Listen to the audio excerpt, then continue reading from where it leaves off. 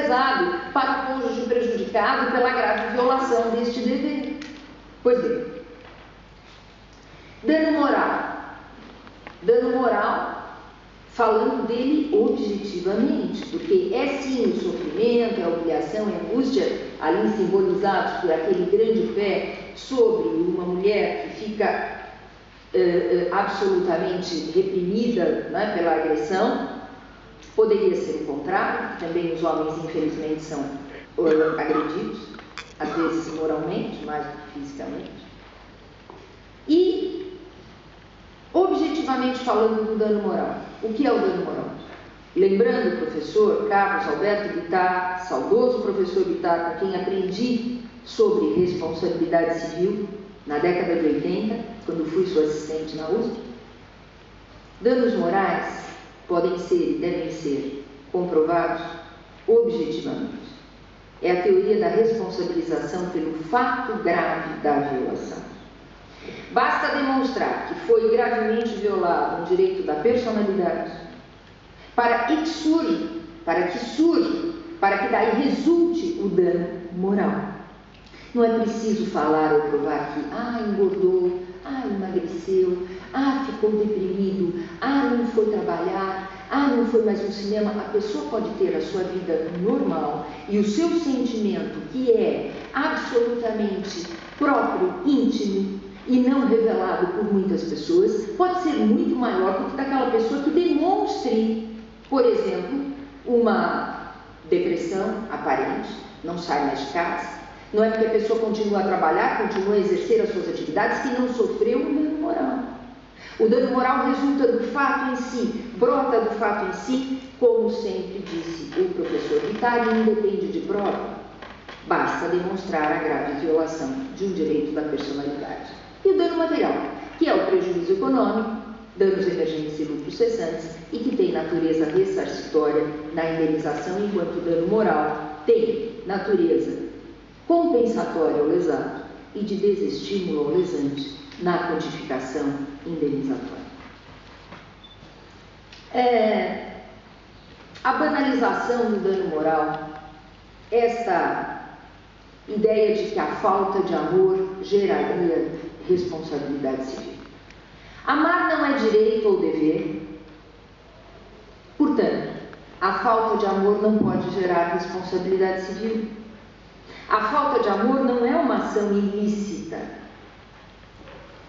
A falta de amor seria um dano indireto, decorrente de uma separação ou de um divórcio não desejado por aquele que sofre.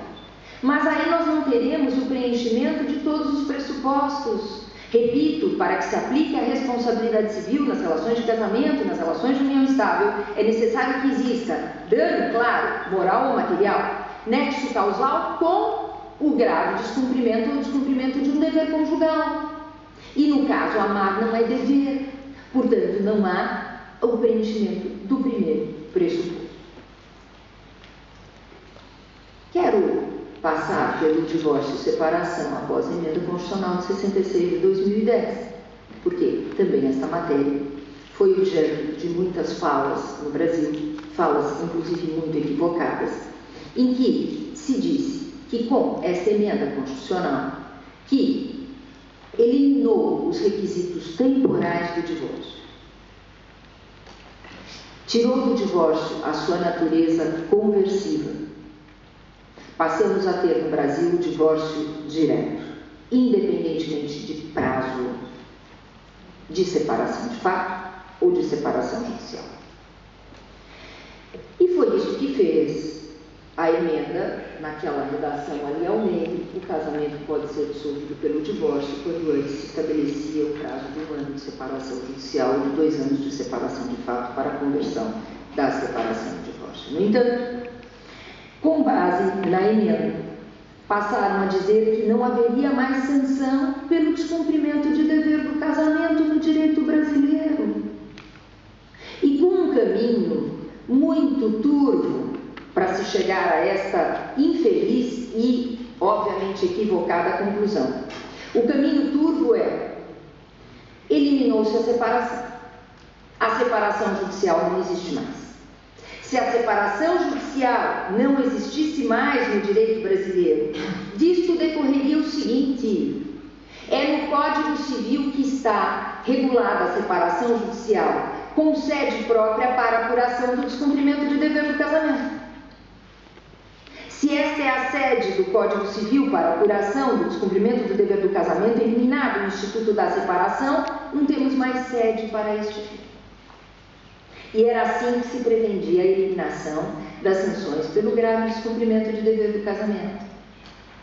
Mas também não foi exitosa esta corrente, porque dever conjugal é norma de conduta cujo descumprimento, assim como em todas as relações jurídicas, deve gerar a sanção respectiva. Sanções estas da perda do direito à pensão alimentícia, da perda do direito ao sobrenome conjugal, ali as regras do direito brasileiro e logo a seguir vou apresentar as do direito português, e a reparação dos danos morais e materiais. Mais um motivo para a manutenção da separação do nosso direito: motivos de ordem constitucional. Os religiosos católicos, os religiosos evangélicos não aceitam o divórcio, não aceitam a dissolução do vínculo conjugal. Então, é preciso que lhes deixe a possibilidade de obter a separação judicial, que importa apenas na dissolução da sociedade conjugal.